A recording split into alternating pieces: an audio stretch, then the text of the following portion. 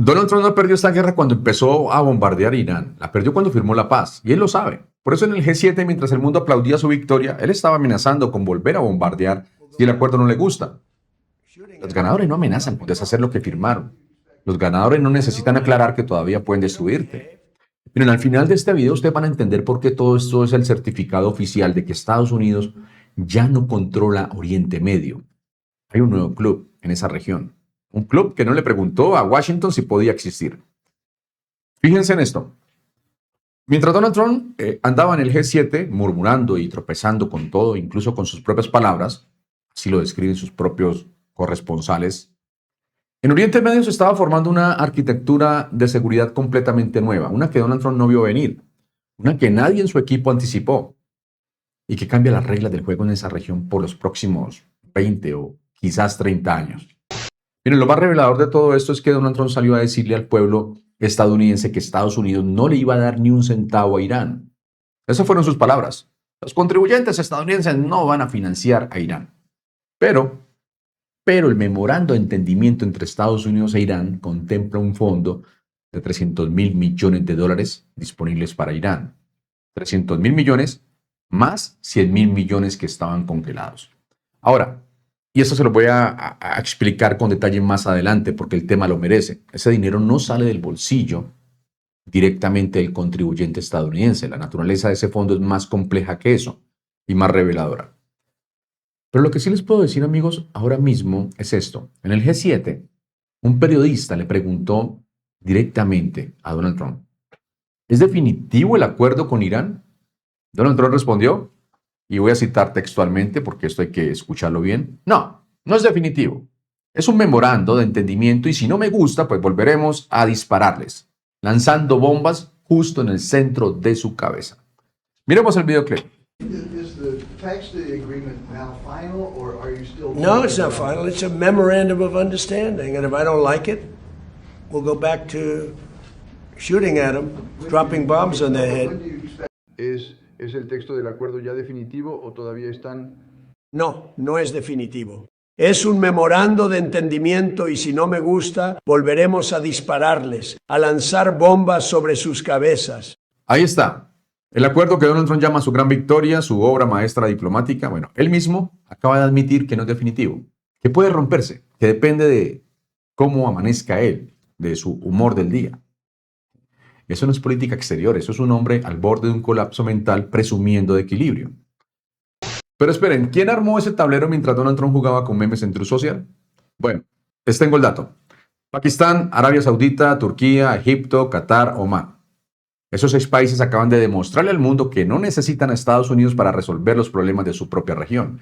Y lo que construyeron, lo que el analista Babak Baghdad llama el proceso de Islamabad, no es una alianza ideológica, no es un club de amigos con la misma religión o la misma bandera. Es una coalición de capacidades y eso es mucho más peligroso para Washington que cualquier alianza militar tradicional. Para entenderlo, miremos qué aportó cada uno. Arabia Saudita y Qatar pusieron el dinero. Turquía puso su industria de defensa y su experiencia en drones, y no es poca cosa. Baykar, la empresa turca detrás del Bayraktar, controla entre 60 y 65% del mercado mundial de drones de combate. Tiene acuerdos con 37 países y exportó 2.200 millones de dólares en 2025. Miren, su tecnología es tan buena que el propio Estados Unidos le fue a pedir que abriera una fábrica en suelo estadounidense. Eso es Turquía. Ese es el jugador que estaba del otro lado del tablero. Pakistán añadió algo que nadie más tenía sobre la mesa, capacidades de misiles, disuasión nuclear y acceso político directo a Teherán. ¿Por qué ese acceso? Porque Pakistán alberga la segunda población chií más grande del mundo después de Irán. Eso no es un detalle menor, eso es una línea directa al corazón de la toma de decisiones iraní.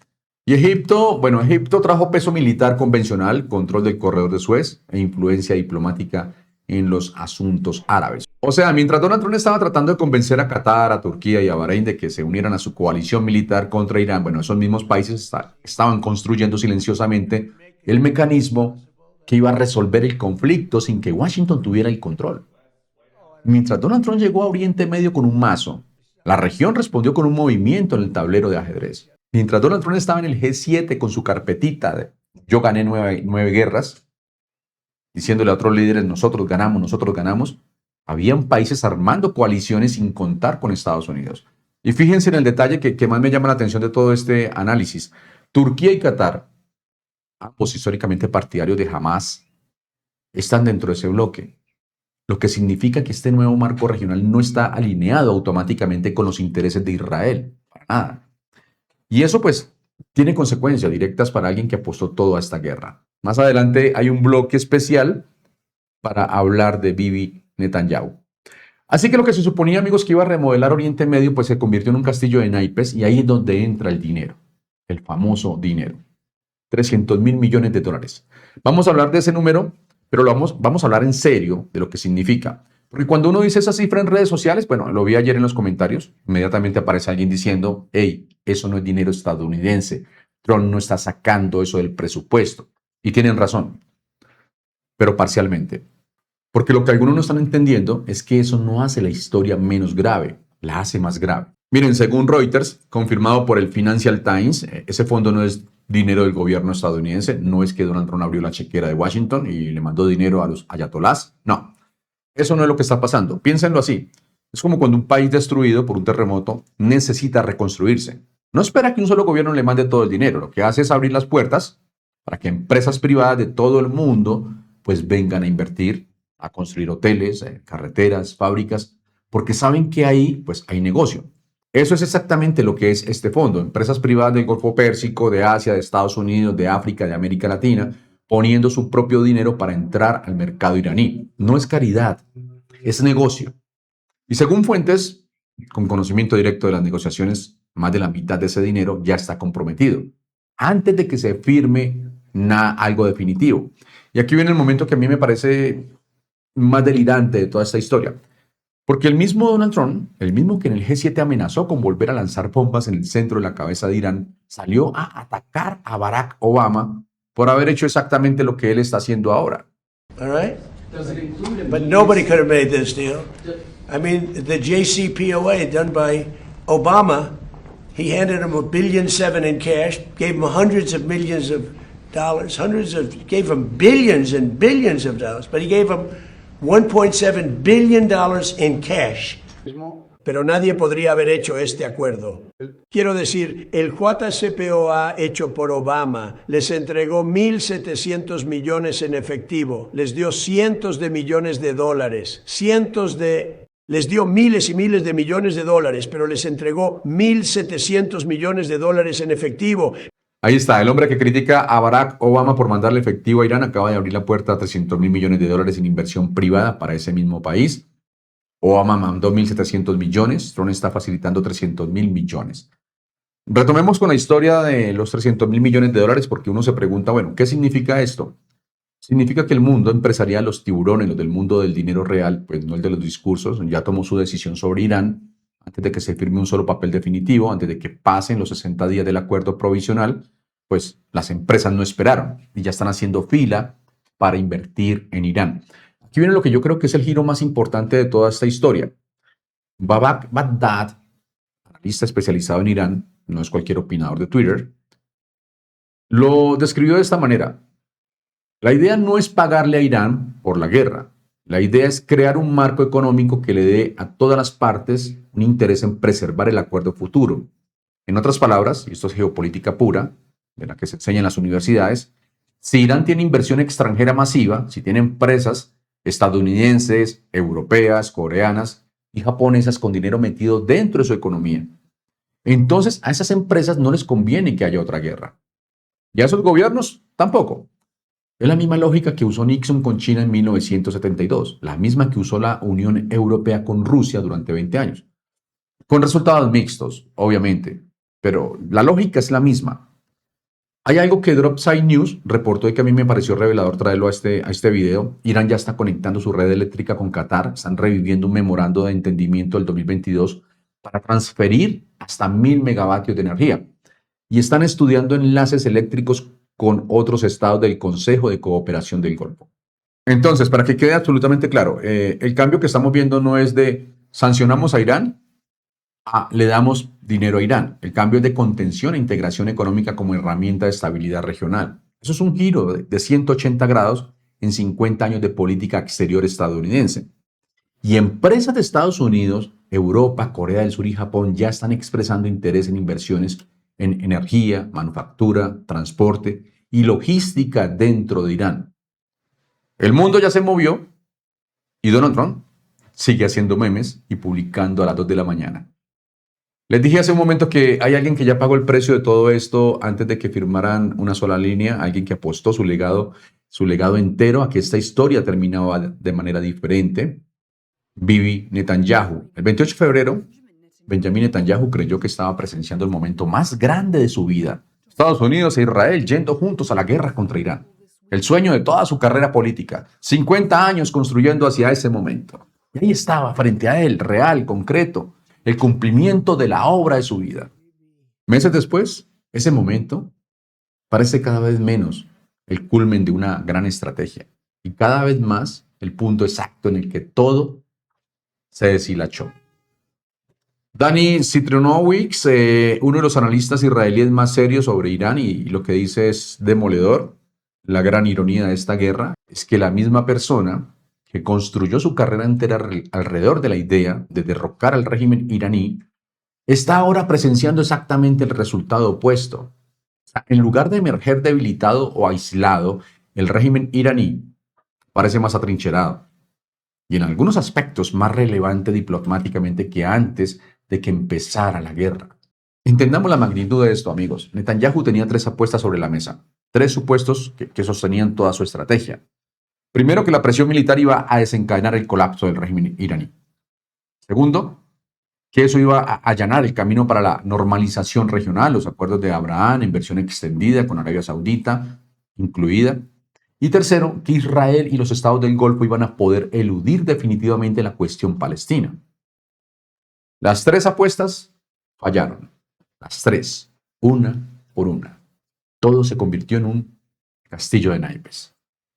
El resultado no fue un cambio de régimen, no fue un realineamiento regional, no fue un avance en la normalización, fue una demostración impactante de cuán desconectada estaba la estrategia de la realidad. Como si fuera poco, como si todo lo anterior no fuera suficiente, su relación con Donald Trump se está deteriorando a un nivel no visto antes. El mismo Trump que Netanyahu pensó que era su aliado incondicional, el mismo Trump que iba a terminar el trabajo. Claro, lo que pasó es que los Emiratos Árabes Unidos, que habían entrado en esta aventura militar junto a Israel y a Washington, convencidos de que iban a ganar rápido, en el momento en que vieron que Donald Trump era un tigre de papel, cambiaron de calibración. Inmediatamente, sin aviso, sin reunión cumbre, sin comunicado diplomático. Un día estaban en el lado de Washington, al siguiente estaban haciendo negocios con Teherán. Y ahí está la lección que Netanyahu aprendió demasiado tarde. En Oriente Medio la lealtad no es ideológica, es pragmática. Cuando el pragmatismo habla en el idioma del dinero y en el de la supervivencia. Hacia el final de su carrera política, Netanyahu ve todo lo que construyó colapsando. Y la pregunta que nadie en Israel se atreve a hacer en voz alta, pero que Citronowicz sí plantea, es si los principales tomadores de decisiones se basaron en evaluaciones completamente desconectadas de las realidades políticas de la región. Yo creo que sí, y creo que la historia va a ser muy, muy dura con ese juicio. Se confiaron en Donald Trump, en las decisiones que tomaba Donald Trump. Miren, este acuerdo con Irán tiene tantos vacíos, amigos, tantas preguntas sin responder que muchos todavía pues, no terminamos de entender qué fue exactamente lo que pasó ahí o lo que se firmó, que se comprometió y a cambio de qué. Y en ese contexto, bueno, ¿quién mejor para explicárnoslo que J.D. Vance? Que está saliendo ahora a apagar el incendio en todos los medios. ¿Saben qué es lo curioso? Que esta vez no fue a Fox News. Vance salió a hablar con Megyn Kelly, una anti-Trump, y lo que dijo, bueno, mejor escúchenlo ustedes mismos y después sacamos la conclusión. Un ejemplo de, ya sabes, una de esas cosas que la gente una vez más ha tergiversado. Supongamos, por ejemplo, que los Emiratos Árabes Unidos, que han sido uno de los mejores aliados que hemos tenido en la región, supongamos que quieren invertir en una planta de energía nuclear en Irán. Realmente no pueden hacer eso sin que nosotros levantemos algunas de las sanciones que existen en el sistema financiero global para que eso sea posible. Ahora bien, ¿los emiratíes van a invertir en Irán o Estados Unidos va a permitir que los emiratíes inviertan en Irán a menos que los iraníes cambien su comportamiento? No, así que toda esta gente dice, bueno, ya sabes, le estás dando dinero a Irán. No, no, no. Lo que decimos es que si los iraníes cambian su comportamiento, vamos a permitir que algunos de estos otros países inviertan en reconstruir su país y crear algo de prosperidad para su gente. Ajá, Eso es algo bueno, ¿no? ajá. Si los iraníes dejan de financiar el terrorismo, Si se comportan, si están... comportándose y su relación se transforma no solo con nosotros, sino con toda la región, eso es algo que celebrar. Lo que más me llamó la atención, lo que yo creo que es el núcleo de todo esto, es la condicionalidad que plantea J.D. Vance. Él dice, si los iraníes dejan de financiar el terrorismo, si se comportan, si transforman su relación no solamente con nosotros, sino con toda la región. ¿Usted sabe quién decide si Irán cumplió esas condiciones? Donald Trump. El mismo Trump que un día dice que ganó la guerra y al día siguiente firma un memorando que levanta todas las sanciones. El mismo Trump que siempre está buscando un titular de victoria o una nueva distracción para que todos olvidemos los archivos Epstein. Miren, todo lo que está pasando es producto de la improvisación y ustedes lo saben, con consecuencias históricas.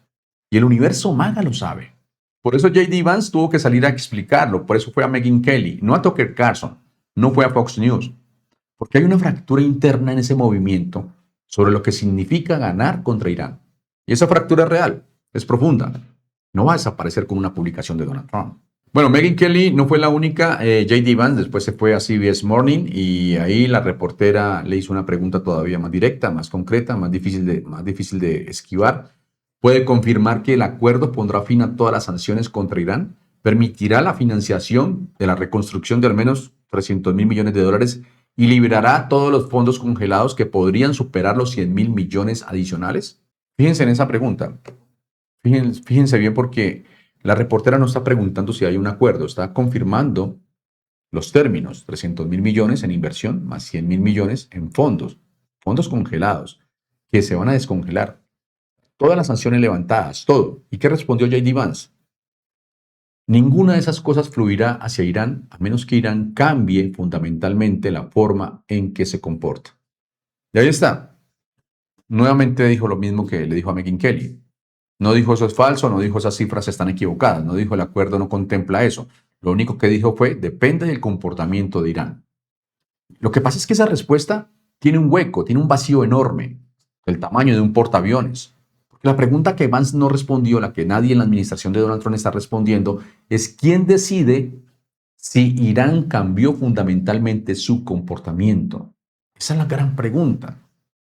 La respuesta es una sola. Donald Trump es el que decide.